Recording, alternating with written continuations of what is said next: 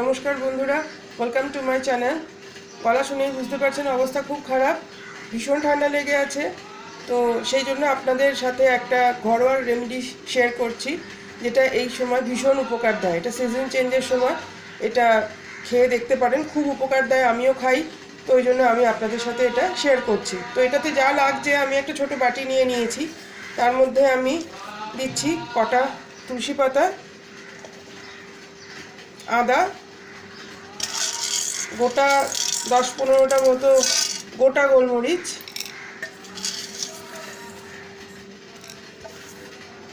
আর দিচ্ছি যষ্টি মধু।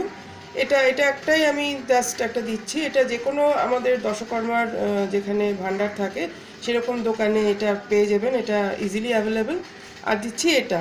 তো এই সব কটাকে এবার আমি কি করব, যেটা আমাদের ঘরে যেটা হামানদিস্তে থাকে, এটাকে মিক্সিতে পেস্ট করার কোনো দরকার নেই। এটা এইভাবেই এটাকে হামানদিস্তেতে আমি থুপে নেব। জাস্ট এরকম এরকম করে সব জিনিসগুলোকে আমি একটুখানি ক্রাশ করে নেব।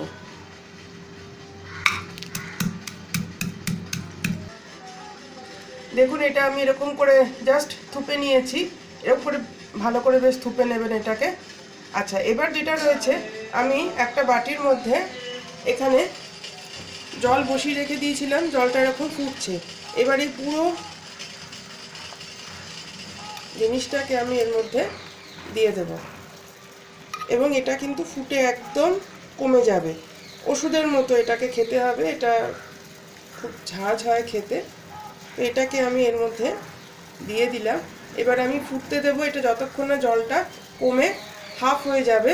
আর এর মধ্যে তারপর মেশাতে হবে, যখন পরিমাণটা কমে যাবে, বেশ রঙটা একদম গাঢ় হবে।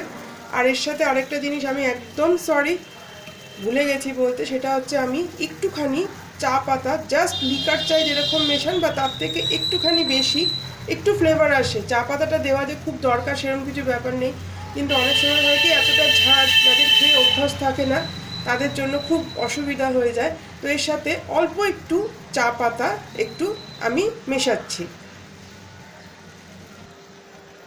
আমি এবার এর মধ্যে এইটুখানি চা পাতা এর মধ্যে জাস্ট ফর ফ্লেভার একটুখানি মিশিয়ে দিলাম। এবার এটা ফুটতে থাকবে যতক্ষণ না চা পাতার রঙটা ছাড়ছে, আর এটাও একদম ঘন একটা কালার হয়ে যাবে, আর এটা ফুটে কমে অর্ধেক হয়ে যাবে। এটা ওষুধের মতো খেতে হবে। এটা কমতে থাকুক, তারপর লাস্টে এর সাথে আমি চিনি মেশাবো। দেখুন, এটা কমে এতটা হয়ে গেছে, এইটুকুনি হয়ে গেছে, অতটা ছিল। তো এবারে আমি এর মধ্যে কি করছি, একটা বেশ খানিকটা চিনি আমি এর মধ্যে মিশিয়ে দিলাম। যারা ডায়াবেটিক আছেন, চিনি খাওয়ার যাদের অসুবিধা আছে, তারা চিনিটা মেশাবেন না। সুগার ফ্রি অ্যাড করতে পারেন, নাও করতে পারেন, একটু ঝাঁঝ লাগে কিন্তু প্রচণ্ড উপকারী। আর ওষুধ তো যেমনই হোক খেতে হবেই। তো এবার চিনিটা একটু গলুক, তারপর আমি এটাকে নামিয়ে নিচ্ছি।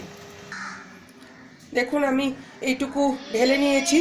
এটা এরকম কোয়ান্টিটিতে এসেছে। এটা অবশ্যই ট্রাই করবেন, ভীষণ ভালো জিনিস।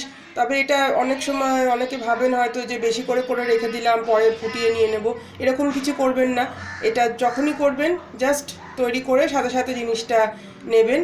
আর এটা মানে দিনের বেলার মধ্যেই নিয়ে নেবেন, এটা রাত্রে নেওয়ার কোনো প্রয়োজন নেই। এটা আমরা দিনের বেলাতেই নিই, আমরা সবসময় তাই নিয়ে আসছি। খুব উপকারী। ঝট করে অল্প অল্প ঠান্ডা লেগেছে সেই সময় তো ভীষণ ভালো কাজ দেয়। আর খুব যদি ঠান্ডা লেগে গিয়ে থাকে সেখানে একটু সময় লাগে, কিন্তু কাজ তো অবশ্যই দেয়। বাড়িতে চেষ্টা করে দেখুন এটা বানিয়ে, ভীষণ সোজা বানানো, খেতেও খুব খারাপ হয় না, একটা ভালোই হয়। আর কেমন লাগলো আমাকে জানাবেন, লাইক করবেন, শেয়ার করবেন, আর সাবস্ক্রাইব করতে ভুলবেন না। নমস্কার।